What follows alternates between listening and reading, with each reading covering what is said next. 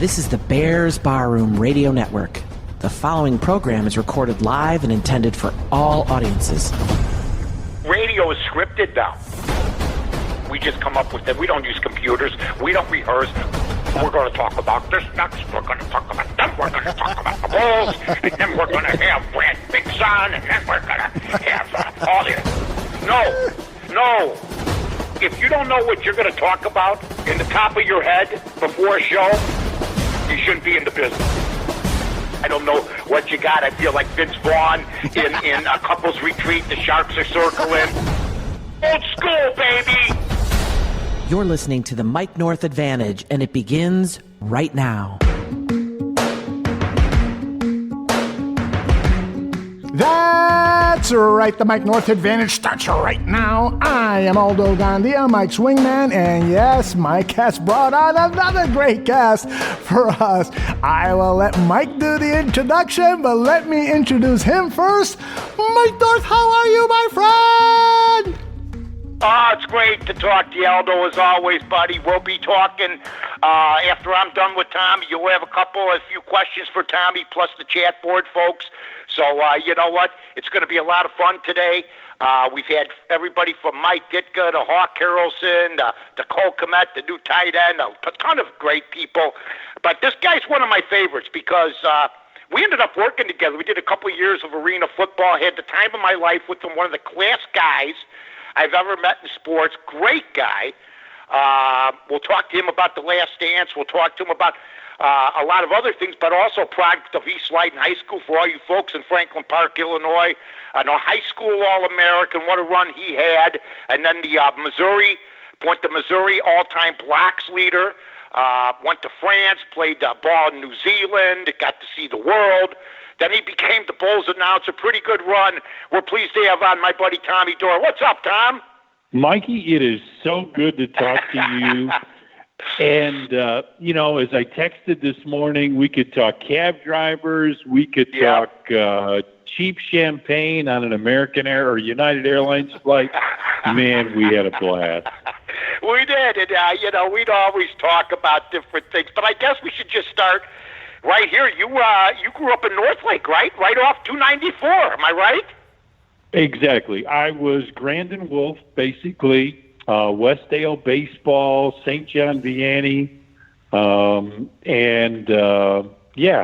was, there was a newspaper story. I was 6'7" and 140 pounds when I was in 8th grade. And that between 7th and 8th grade, I grew 7 inches in about 5 weeks.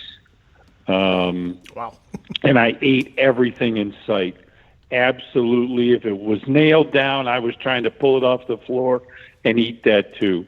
But can you imagine? Hey, Mikey, I had a blast. I've had a great time with basketball and baseball and arena football, the whole bit. I got to ask you about being that tall. Were you the subject of, people making fun of you, stuff like that? Because I remember there was a kid named Jimmy Moran, great guy, but he was about 6'6" in 8th grade. And it wasn't like, people made fun of him, but there was whispers and stuff like that. Did you ever have that situation? Or because even in high school where you were an All-American, you were a big guy on campus? Well, and there was always the one that wants to beat up the big guy. There were always referees that wanted to stick it to the 7-footer. And you just roll with it, Again, Mikey, I was painfully skinny, and there wasn't much I could do to defend myself. I just couldn't do it. Physically, there was just no way. But you roll with the punches and take the good with the bad. Did you think you were NBA caliber? Do players know they're NBA caliber? Or did you know, basically, you know what, I hope to make some money off this, maybe overseas? I mean, what was your take on your career? Because you did have a great career at Missouri. You made the playoffs a couple times, everything else. But do you know that you're good enough for the NBA at the point, or stubbornly you say, maybe I'm a notch below? Technical difficulties. I was going to be an NBA star. I was going to kick everybody's ass. But then I got to college and I realized that my body, my frame, just wasn't meant for that game. I didn't have that lower body strength to be able to hold people. You know, I played against Moses Malone. I played against Bill Cartwright. I played against a lot of the great players. And in high school, I could do that. But as their bodies changed, especially lower body strength, by the time I got to like my junior year, I realized there was no way. I couldn't do what other centers could do. I just didn't have that strength, and I was never going to have it. I could run 10 million stadium steps and do squats till the cows came home. My body wasn't going to change. So I went overseas, and I had a blast. God, the year in France. Oh, my God, Mikey. How's New Zealand? I haven't hit New Zealand yet. How's New Zealand? Mikey, New Zealand is just gorgeous. I became their kind of basketball ambassador, I guess. Nice. And so I'd go all over the country. You were there to New Kind Zealand, of, Jordan. but not really.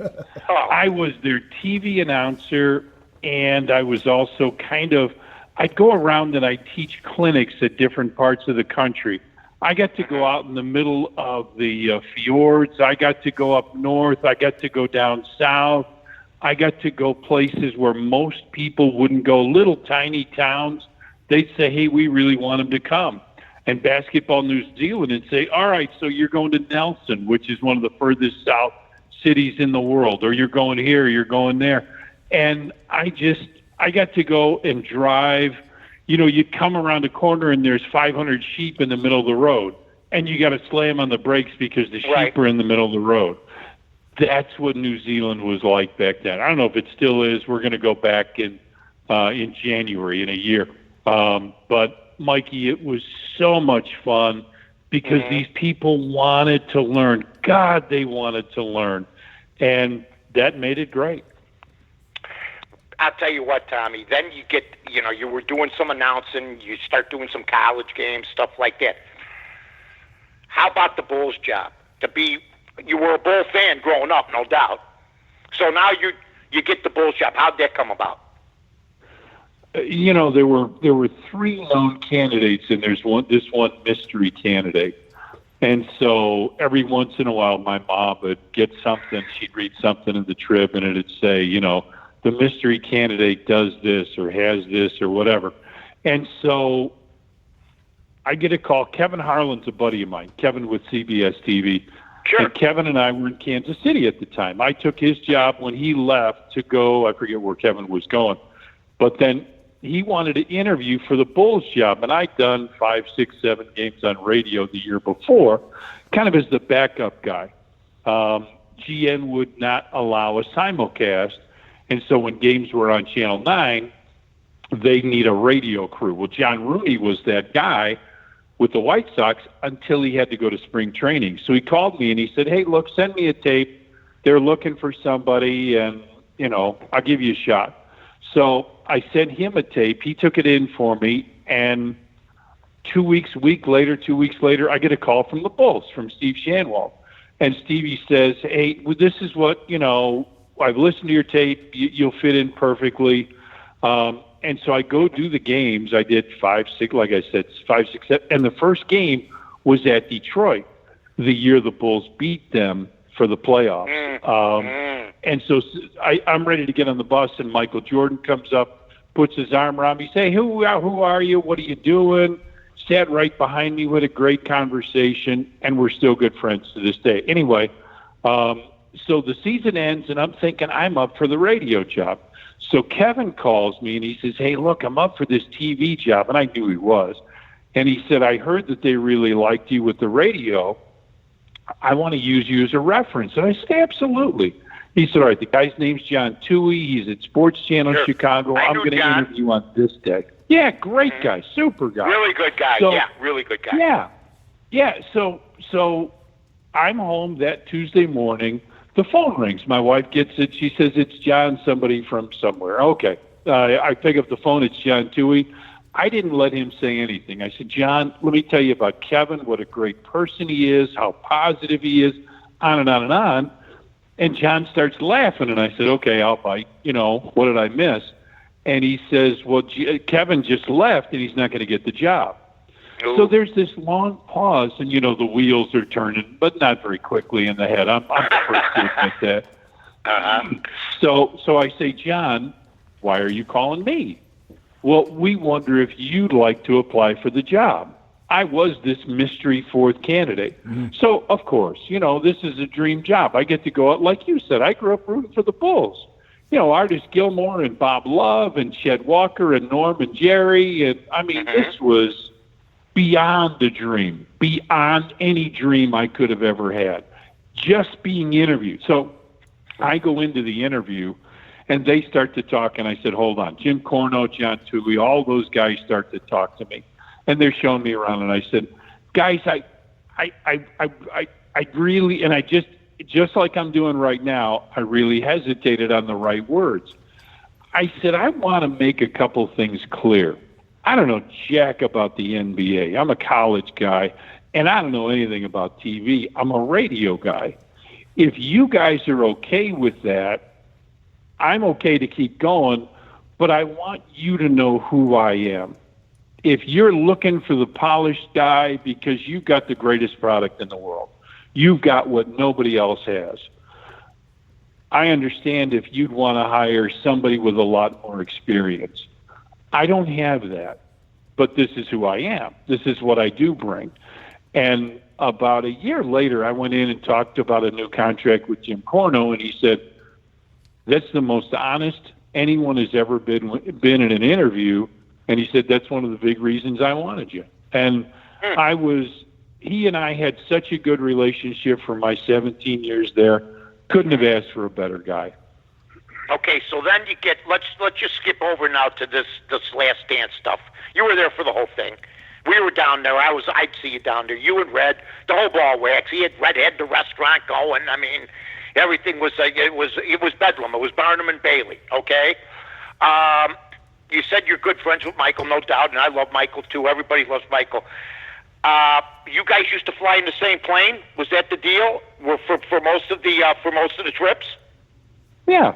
If I was doing the whole thing, if Wayne came in for Channel 9, I might fly home or I might meet them somewhere for a long trip. But yeah, I was on the plane. I'd sit basically right across from Michael. On the bus, I'd either sit right across from him, right in front of him, or across, but he was one more behind. We were always somewhere close, and we talk about kids and basketball, but we talk politics. We talk about his house, as they were building a new house. Sure. Just normal coworker buddies talk. Wow, that's good. And I saw, we saw you in some of the clips and stuff like that, which was good, Tom. I thought that it would have been a different type, and I had told Aldo this, that beforehand. I said, and I don't know how you feel about it, I said, we're going to hear about 80% of the stories we know already in Chicago from the national people and from the predictable people in Chicago. I could just name them off the top of my head, and the associates of ESPN. I thought they should have brought in more of the Chicago people, but that was up to Michael. First of all, what did you think of The Last Dance and that you lived it? I knew at that time, we'll never see this again. Did you get that? Did you know that same thing? Oh, yeah. We're driving up. There's so many stories, Mikey, that come to mind. But we're driving up to Milwaukee for that 70th win, and Johnny looks at me, and Neil Funk was in there with, I forget who the radio guy at the time was. Might have been Tommy Borwinkle. Well, we're driving up to Milwaukee, and Johnny turns to me and he says, what are you going to say if they win tonight? And I said, well, Bulls win. And he said, no. You need to have something. You need to have. And I said, John, I got it. I'm ready. And so the 70 wins has become a reality in the NBA. It was nothing fancy. It was just, I didn't lose a lot of sleep over it. Let's go there. But there were so many great times. We're going to go fishing in L.A. one time. And so Michael's like, oh, what are you going to fish for? Where are you going? I said, come with us. He said, oh, no. I'm not getting on a boat. I want to hear all about the fish stories. I want to see all the pictures. I want to hear you guys busting each other, but I'm not getting on a boat.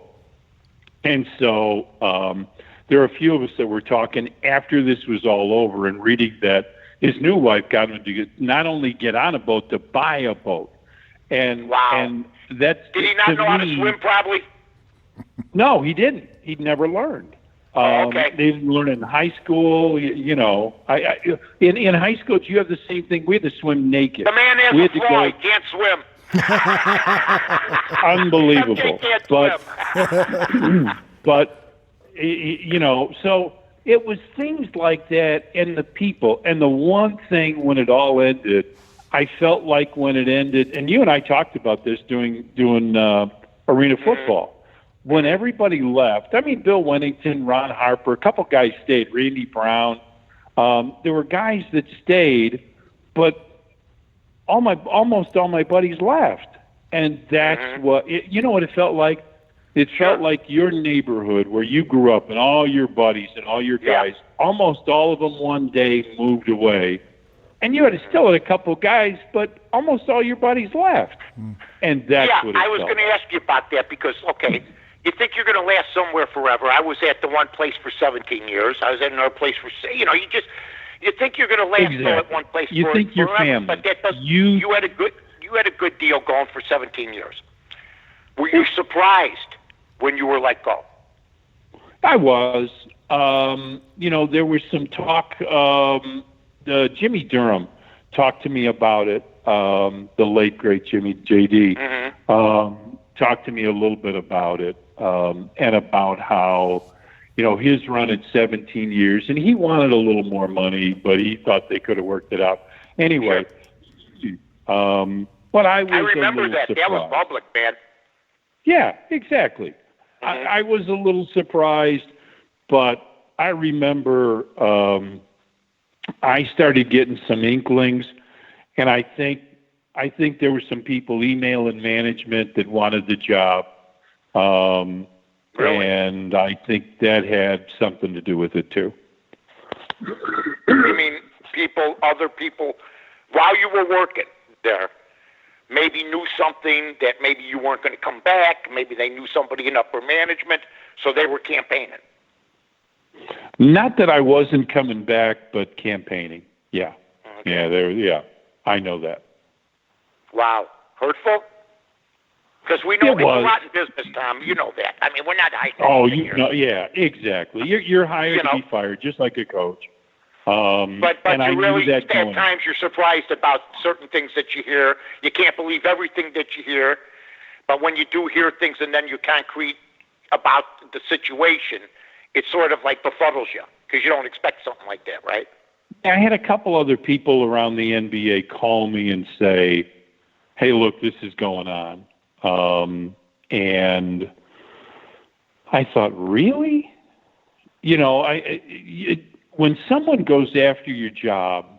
Did they get the job? No, I'm not going that far. But okay.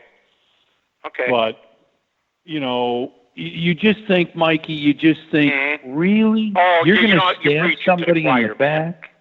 Yeah. Aldo's a TV guy from back in the day, producer, right, Eld? You're not telling us anything we don't know. Oh, absolutely. It's a tough racket, I'll tell you that. Yeah, it's a rough racket, man. You get respect for the people, Mikey, that lasted for years and years. They obviously know how to play first of all, you got to be really talented to do anything like that. And I know it. To do what you did, you got to work your ass off. You've got to be really talented, and everybody's got to like you. So the people that can stay in this business for 30 or 35 years, you get a lot of respect for. Not only are they really get-along talented, gang, I call them. The get-along gang. Exactly. Get your jackets. Get-along gang on the back with the name on the front. But they also know how to play the political game. Oh, absolutely. Play the game. The get-along gang, you can play the game. Exactly. Right? And I never figured that part out. Never. No. I didn't understand that part at all. Well, just when things were going well for you, you find out you're pairing with me with arena football. And I mean, things were smooth, and then all of a sudden you find this out. What was your first reaction, my friend? You and I'd worked together, done a couple talk shows together. Yeah, we did. And I knew the first thing I thought was, we're probably going to laugh through most of the game. That's what at we each did. other, at the game, at the fans. We'd make fun of each other all day long, and we would, there's never going to be hard feelings. It's about having fun, and I knew, the one thing I knew was that our broadcasts were going to be really entertaining. We had pretty good numbers, too. Absolutely. And so, Mikey, my thought initially was that, we've got to explain the game. And I talked to you about that. We've got to teach the game. But we've got to have fun. And we did. And that, to me, the guy that's sitting home that can't go to the game or is driving and couldn't go to the game or goes to like 2 games. That's all he can afford. 2 games a year, something like that. They're going to be the people that we're going to talk to. And they want to have fun. They want to be entertained. Worst hangover I ever had, Fort Lauderdale. Worst hangover I ever had. I went all night. The guy kept the bar open till like 5 in the morning. We had to get on the bus at like 11:30 or something. The air conditioner was a window unit. It looked like the motel from like Cape Fear. You know what I mean? Oh. And I had, my God, and we did, but we had the time of our lives. We had fun, and then Oklahoma City. We went to Oklahoma City. I'll never forget our first broadcast. And this was before the Seattle Supersonics came, or come over there. So I think we were told if we didn't stop bad rapping Oklahoma City, they were going to take us off the air. And I said, this is a one-horse town. I can't find a bar, We're at halftime, and somebody comes over and threatens us. I don't know if it was a PR guy or assistant GM or who the hell it was. And I just looked at him like, are you out of your mind? That's what we told You're going to pull the plug. Yeah, exactly. Get the hell away from us. They almost threw us off the air. I can't imagine. I says, listen, they still teach Indian language in Oklahoma City. We were talking about here. I go, this is a one-horse town. Man, at halftime, the head of the station came down. It was crazy, man. We had some fun, boy. And then we got to the Staples Center. Was it the Staples Center? Yeah. Sabu, your guy Sabu. The guy looked just like the guy in the movies. Jungle Book. Sabu, remember him? Guy looked just like him. This is, Aldo, people will not ever believe this cab driver and what he did and what he said. Oh my God. Well, I go, look, please. And I start calling him because he looked just like him. And he goes, I know who it is. I know who it is. It was crazy. We had some fun. Tommy, we got Aldo here with his array of questions, and then we got some chat board questions for our buddy Tom Dore. Aldo? Hey, great interview, guys, and it's great listening to those stories. And I'm just jealous. You kept the bar open to 5 a.m., huh? My God, we're in Fort Lauderdale, and it was the hottest day of the year there. It was like 100 degrees. Tom was fresh as a kitten. I was like, are you kidding me? And, 'cause Tom always got his 8 hours, right, Tom? Oh, absolutely. We go out to lunch that day. We went out to lunch that day. We walked. No, we got a cab. We got a cab to wherever we were going. We couldn't get a cab on the way back. So we're walking 1.5 miles, 2 miles, whatever it is. That was Orlando. It was Orlando. In the middle of the walk, it starts to pour. Not rain. I mean, we're looking for Noah. And there's nothing. Nothing. It's like another one-horse town. Oh, my God. All right, Al. All right, I got 3 great questions from the chat room. Let me start there. Heart4803 wants to know, what was it like for you, and what was the reaction when Michael Jordan started to do the routine with the slapping the chalk in front of you? Oh, the rosin, the dust up, they called it. So that started before I got there. I got a great finish to this. Mm-hmm. It started before I got there with Johnny and Jimmy Durham. Mm-hmm. Michael, after every game, if we weren't going somewhere, Michael would go home, eat something, and watch the game. And he said what he was looking for was a different perspective than what he had. Mm-hmm. And so every once in a while, he'd let me know, hey, I watched this and saw this, whatever. So he did it one game on accident, and Johnny and JD were, waving the stuff away and coughing. Well, now it got to be a bit because he and Johnny were as thick as they could be. So Johnny every once in a while would bring a little, an umbrella or a mask or whatever it was. And so one game, Johnny brings these little tiny, and these were brand new at the time, little tiny handheld fans, like you'd take out to a golf course or something like that, watching a golf tournament. Sure. So Johnny and I, this is how goofy we were. We actually practiced a couple times putting our hands together with the fans. So here's what happens. We do this. Michael does the dust up. We put our hands together, and we get the fans going. And so we push it back at him. He thought it was really funny until it gets in his eye, right? Yep. So now he walks back to Chip Schaefer. He's got this stuff in his eye, and Phil Jackson looks at me like, you rotten, So he gets it out. And the next day we were going somewhere, and Johnny Kerr sits down, and Michael sits down, and Johnny said, I figured I was going to read in the Tribune this morning, former Chicago Bulls announcer Johnny Kerr and Tom Dore, ... that we'd been fired that night. So we're dying laughing. So then Phil comes over, and he doesn't say a word to Johnny. He looks at me, and he says, oh, yeah, tell me, how did this start, and all the gags and all that stuff. And I know we're going somewhere. I know this is leading somewhere. So Michael is looking at me, and, it's like your older brother when you're a little kid, and the older brother knows you're in trouble. You don't know it yet, and he's dying laughing. He is just, but he's sitting behind Phil, so Phil can't see him. And so Phil finally says, hey, the gags, and it's not Johnny. He doesn't say a word to Johnny. Dore, the gags are over. You got it? Is there any question about this? Any doubt in your mind? No. Okay, Phil, I got it. So Phil walks away, and Michael starts shaking his finger. You got in trouble. You got in trouble. Just like that older brother. And it was so, oh, God, it was like that all the time. You're always looking for something to do. And if it's on you, hey, it's still funny. Let it laugh. Let it go. Absolutely. Ron's got a really good follow-up to that question. And he says, do you think that players today have that same kind of relationship with announcers and the media that they had back when you were broadcasting?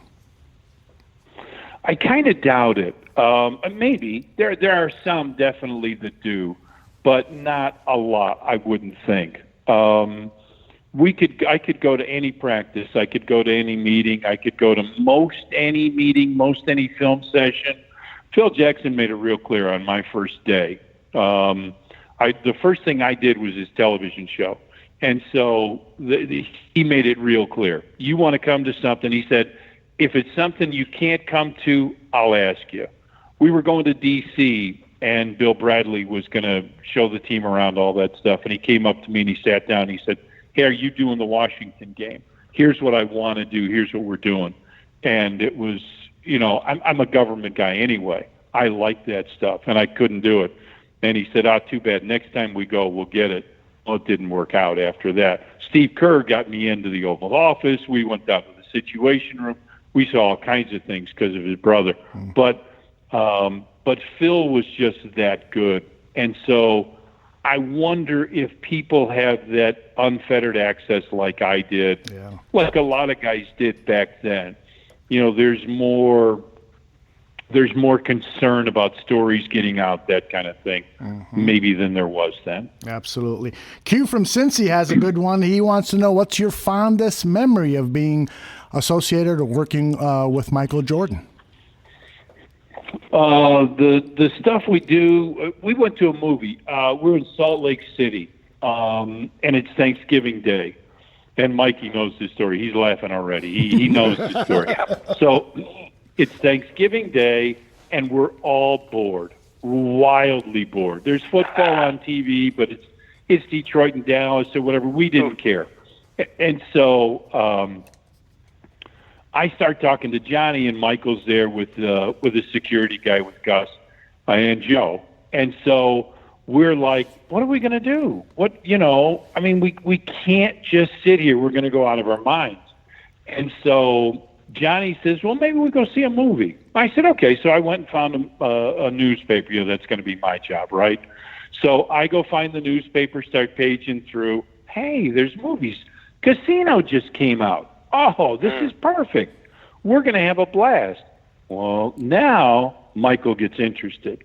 He comes over and sits down right across from us, and he says, you guys are going to see Casino? I said, yeah, I think so. But I don't know if there's a theater near us. I mean, you're in a strange town. You don't know.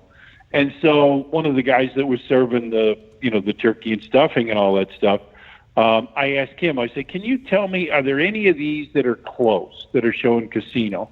So he looks down, he says, oh, this one's only 2 blocks away. Perfect. Well, 2 blocks in Salt Lake City is like from here to Yellowstone Park. 2 blocks is really, really long. So, but of course, it became my fault. So I said, hey, it's 2 blocks away. It's playing at 4 o'clock or whatever. And Michael, you could tell he really wanted to go. Just like the fishing thing, he really wanted to go. And so he says, man, I can't go see a movie. I said, Mike, it's Thanksgiving Day.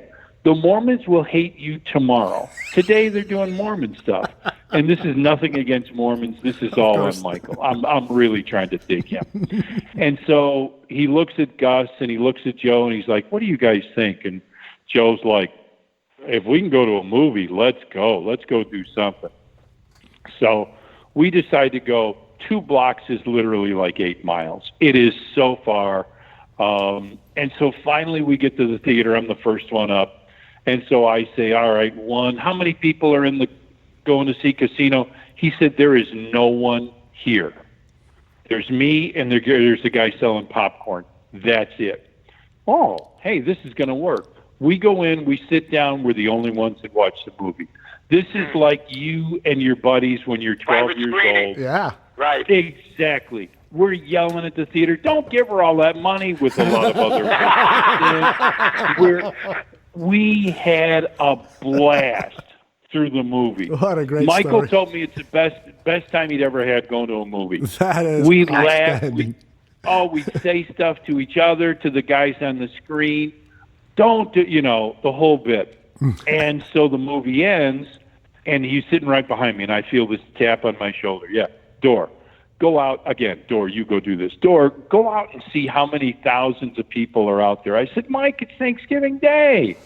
Mormons will hate you tomorrow. So we get up. I get up and walk outside. This is going to be my job. There's no 2 ways about it. There had to be Mikey, Aldo. There had to be 4,500, 5,000 people. Oh, yeah. The word got out. Oh, you can see the guy selling. You can see those 2 guys picking up the phone, dialing the phone. Hey, guess who's here? Call everybody you know. Hey, guess who's here? Come on. You can see them. So now here's the problem. I don't care that there's all those people that they're going to give him grief. I care that I have to go in and admit that I was wrong. Yeah. That all these people are out there. So I walk in and I don't say much. He's like, what are there, 5,000, 10,000, something like that? Just tell me. You can tell me. It's okay. And so I say, well, yeah, there's probably 4,000, 5,000, 6,000, something like that. He just starts dying laughing and killing me, absolutely killing me. So we figure we got a great plan. This is how smart we were. We got this great plan. We're going to be like we're taking Muhammad Ali out from the dressing room, with the big square around him of guys that nobody can get near him. We're going to take him to the ring. Here's the only problem. Johnny wanted to be at the front of the line, the front of this thing. And Johnny's 75 years old, whatever he was at the time. Right. So we can't get anywhere because Johnny can't do it.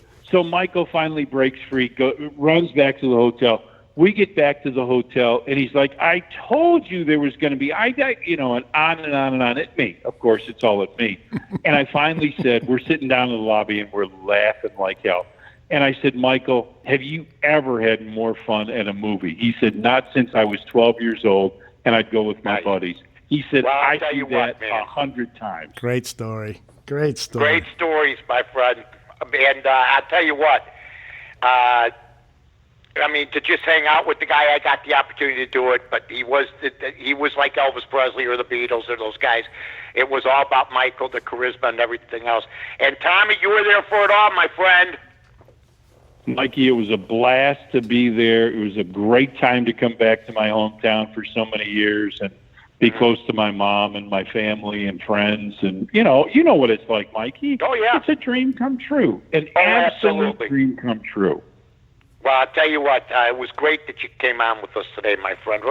Aldo and I appreciate it. The barroom people loved you. Yeah. You told some great, great stories, buddy. Take care of yourself. What are you doing now? You're just a retired gentleman? I've got a renewable. I moved to Austin.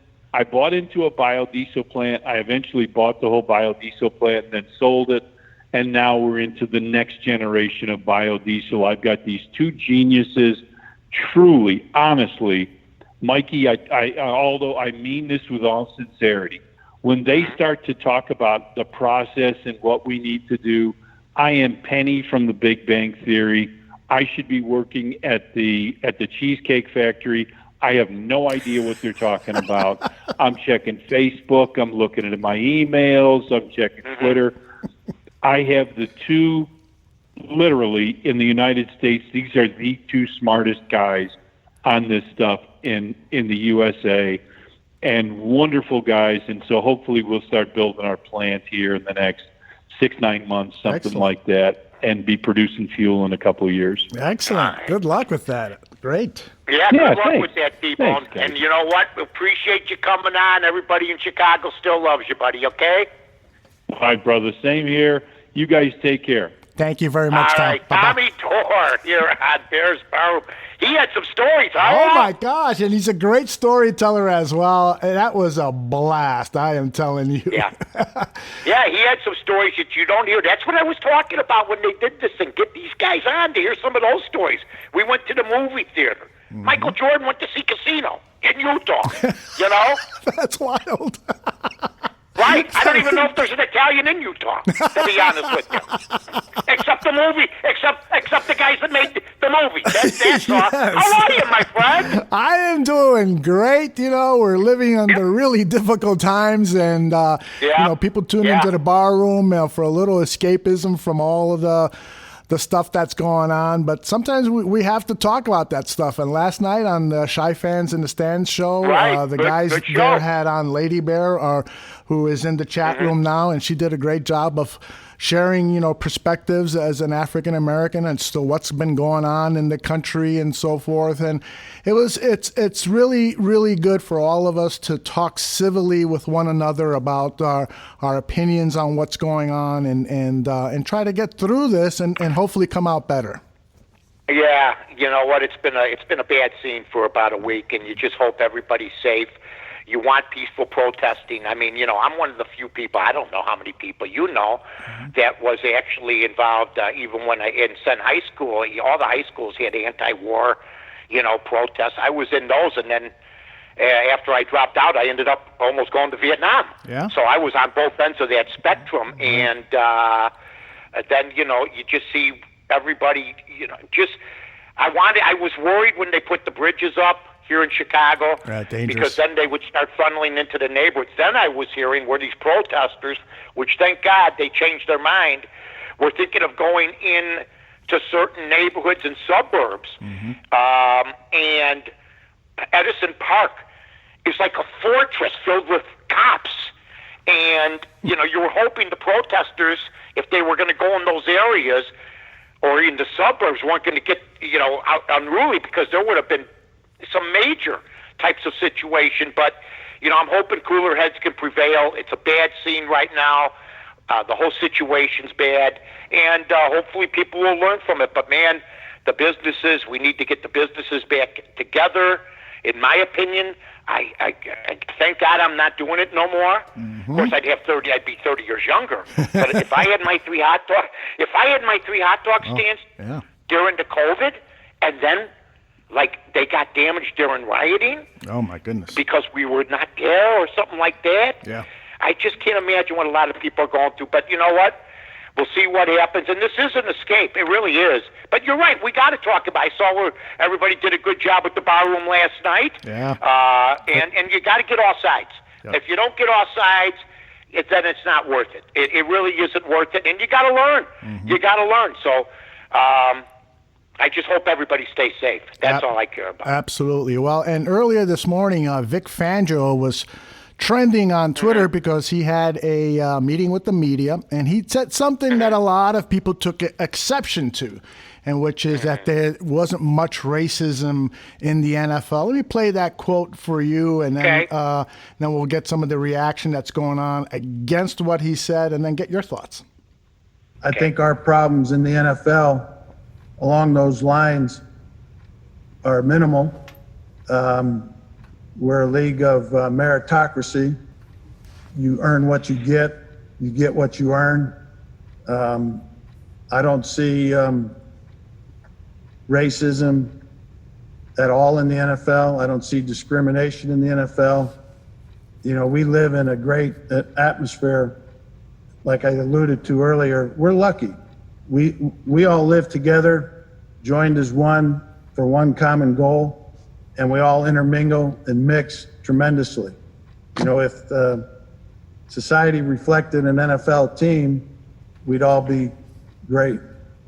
So reaction was quick on social media. People like Seattle Seahawks running back Chris Carson took exception, saying, that it was a joke what he just said. And on ESPN's Golick and Wingo, Tony Dungy said to say there's no racism and no problem, I think really is not recognizing the situation.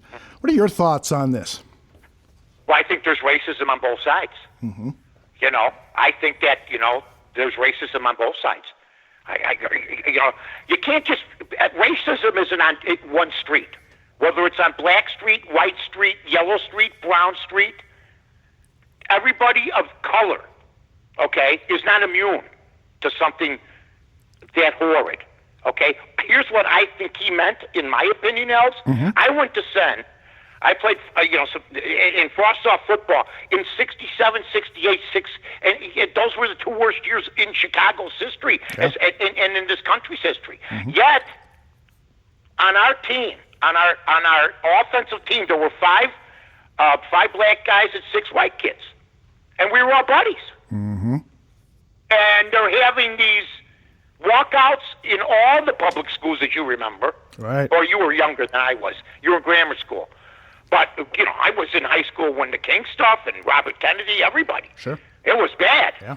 And I can't imagine what would have happened if there had been social media 50 years ago. and then there was, fighting, racial fighting and stuff. And what was weird is we knew the black dudes knew us. We were all buddies. Joe Little was a friend of mine, bunch of guys. Mm-hmm. And it's almost like you're pressured into being on those sides. But because of football and because it's a team sport, there is, like the old adage, it sounds corny, the only color is the color of the jersey. You know what I mean? Right. I think that's what he meant. But of course there's racism. There's racism everywhere. Mm-hmm. And it's not good. I remember I had Hug a Black Day because I told Jiggets on the score, I go, you know what? They're screwing our black listeners. He goes, what do you mean? I go, everybody's listening to us, not just white, but black. And we don't do any remotes. This is how this all happened. We don't do any remotes from the South Side. And at the time, we only had, and we had a combination of salespeople from XRT and the score. We only had, at that time, one black person working. And there was like 15, 16 salespeople. Everybody was making money. So I had the idea to have Hug a Black Day. Well, you know who got mad about it? Everybody. The mainstream media got mad about it, the white mainstream media. Jesse Jackson got mad about it. Willie Barrow, because they didn't want that. Mm-hmm. That ruins it. Wait, the white guys hugging black people? So they used this I was patronizing the black people. I go, no, I wasn't. I'm trying to call attention to them. They're as important to me as any other listener. And as important to the station. And that's when Jesse started to understand we became friends. Mm-hmm. But that's how politically things could be misconstrued. Even back then there was fake news. They start calling me the worst names. BB and I are just sitting there going, you got to be kidding me. I go, you got to be kidding me. But that's how things are. I can't imagine what would have happened. Like I just said, if there had been Twitter. So I think Fangio is an old school guy, a football coach, who doesn't understand. He only understands one thing. We're all the same color when we're playing. But he shouldn't be, I don't think, he's got to understand there's racism everywhere. I mean, they just talked about the Rooney Rule's got to get better, Right. And there's been, and there's all sorts of other nonsense going on. So racism's never going away, ever, because, but I will say this country tackles it as best as they can compared to other countries. And I know it sounds crazy the way it is now, but at least over this country's history, there have been people trying to make strides to make it better, and I think at the times it has. Right now, it doesn't look very good.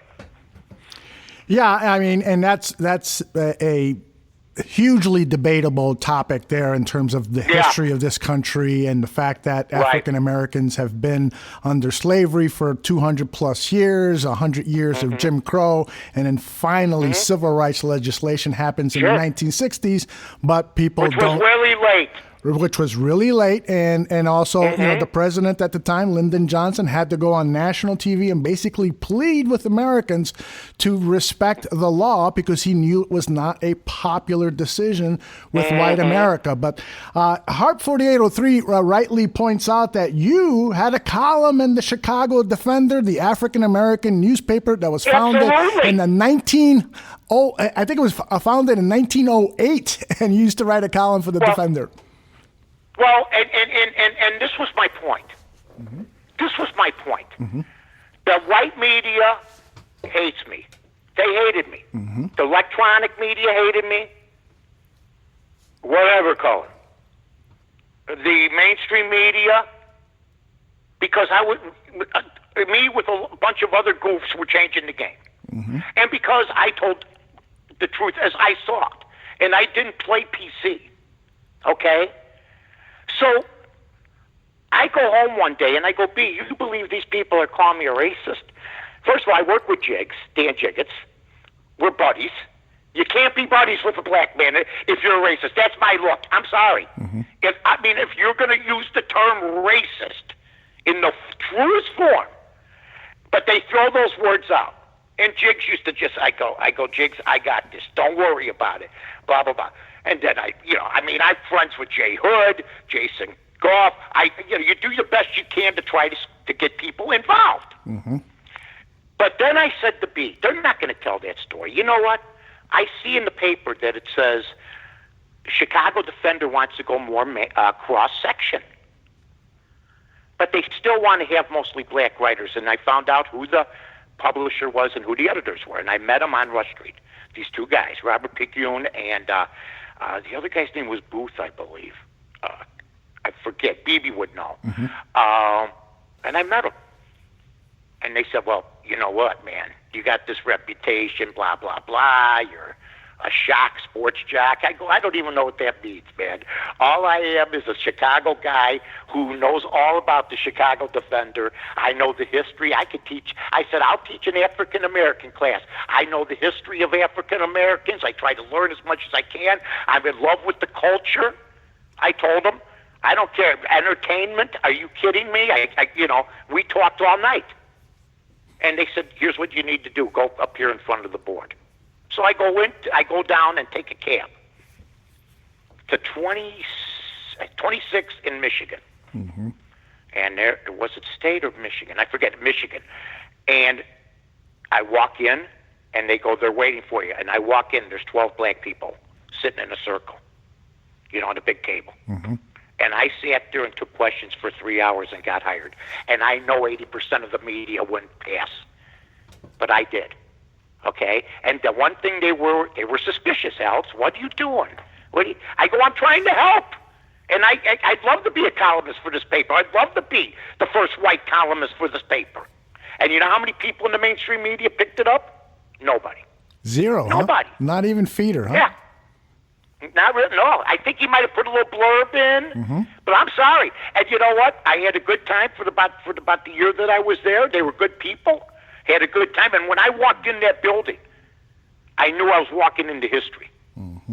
So it meant a lot. It's the oldest black newspaper ever. Negro. It was called the oldest black Negro newspaper ever. And I worked there.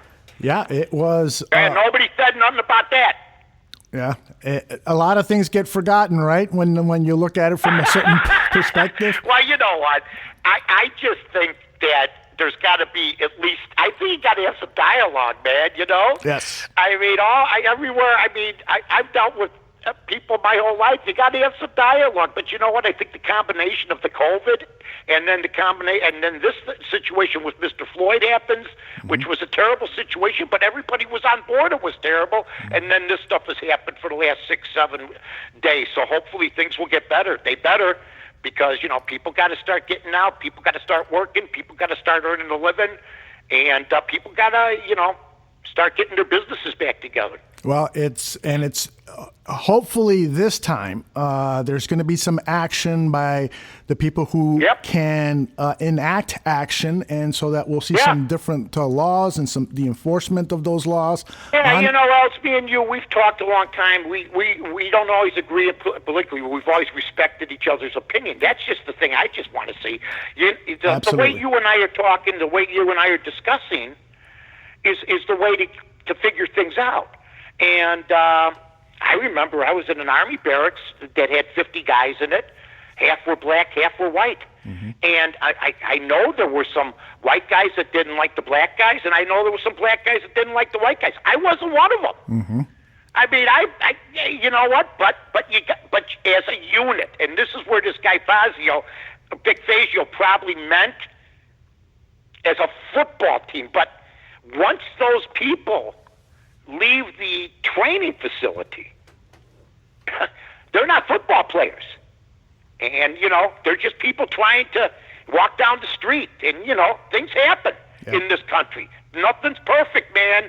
Nothing's perfect. And there's rogue cops. There's rogue protesters. There's rogues in corporate America. Rogues everywhere.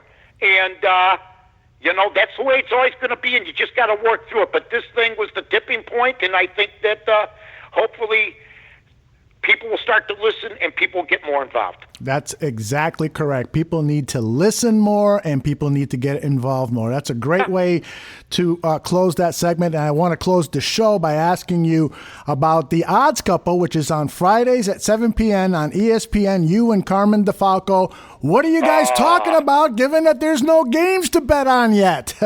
Because there's going to be games to bet on. We talked about hockey last week. Hawthorne's opening. We're going to have Jimmy Miller on, else. Nice. We got our guy from Prop Swap that joins us, because there's going to be tickets. We discussed about the Chicago Blackhawks. If you bet the Blackhawks to make the playoffs, you were dead. Yeah, right. But you're not dead now. That's now right. they got to get Caesar's World is trying to get some explanation. They were pissed. Well, wait a minute, what is it? And they go, well, we don't know if it's an in-game tournament to get to the Final Four teams. So they're trying to change things where I believe, hey, that's the way it goes. You got to pay out those tickets. So if you have a Blackhawk ticket, hang on to them, because that's really been something. Football's going to be starting. I put on Twitter today, 100 days from football. By the way, folks, remember, follow Aldo Gandia, follow Bears Barroom, follow North to North. We have some great people. Follow Shy Fans in the Stands, Johnny Buffone. I know I'm going to forget somebody. 100 Proof. Don't help me yet, Aldo. Don't help me yet. I know. Oh, Mad Mike. Fat Mike. Fat Mike. Fat Mike's taking over. Fat Mike's like, you know what? Fat Mike's coming over. He's in. He's Fat Mike. Let me get your opinion on the controversy regarding Fat Mike. His favorite quarterback of all time is Brett Favre, and he posted a picture of him wearing his Brett Favre jersey. What say you, Mike North? Is that sacrilege? Is that treason? Or do you respect the guy for wearing the jersey of his favorite player? If I'm 12 years old, I'm pissed at him. You know, 14, 15, 16, 17. I know there's grown-ass adults that get mad about stuff like that. You know. Look. All I know about Fat Mike is he does a good job promoting Bears Barroom, like all our guys do. Braggs, the whole crew. You know, I saw the Bears swag shop. Bear Room swag is in full tilt. That's right. I think one of the guys tweeted and said, "Hey, Mike, you're even on there." I was saying thanks. You know what I mean? Okay. I go, I'm blessed to be on. I forget who it was, and then I looked for my name. And then I couldn't find you. I go, where are you? Yeah. I think you're in the armpit of the T-shirt. Where am I? That's a good question. And I think if you tuck the shirt in, my Mike North advantage goes off. No, all kidding aside, the T-shirts are great. The swag room is great. All the guys are great. What shows did I miss, by the way? Oh, gosh, we have so many shows. It's impossible for me to keep. Network. What do I say on Twitter? Yeah, if you're not on Bears Barroom, you can't be a Bear fan. I understand Fat Mike is a Bear fan. But when his favorite quarterback played the Bears, did he want his favorite quarterback, of course, to lose? Yes. I would guess yes, right? Yes, that is correct. You know that for a fact? Well, he said so on his show Monday. So okay. I like him. I love Fat Mike. I love Fat Mike, but I'll tell you what, a lot of our fans are. How about Barrelissimo? Oh, Barrelissimo! He's the best. Not forget about Barrelissimo. You better not. He'll get angry at me again. Fat Mike. He's crazy. I go into a hole when he gets hot. Fat Mike is being affectionately referred to now as Pack Mike. You know what? I can see where people might say that, though. It's Bears Bar Room. I understand, but we welcome everybody. Absolutely. From the Lions, because the Lions fans, the Viking fans, of the Packers, the AFC fans. I mean, come on. Absolutely. Are you kidding? That is some great stuff. All right, yep, Mike. I can't believe you got Tom Dore, and then you tell me right before we go on, I'm working on somebody really special for next week. I'll see you. I'm gonna try next week, and I'm trying hard. I mean, believe me when I tell you this, to give us a good guest every week. But sometimes we're gonna hit the wall sooner or later. Oh. We're gonna hit the wall, and then guess what? You know what? Our hour shows are good. Oh. I mean, Tommy was Tommy, I would say this was our most talkative guest. He kept rolling. Oh. He could have gone for 2 hours. Absolutely, he could have. Absolutely. We could have kept him on for 2 hours, and it would have been as entertaining in the second hour as it was in the first hour. Great stuff. Great interview, Mike North. Say goodbye to your fans. We'll post this in about 20 minutes. All righty. We'll be posted in half hour. Less than that.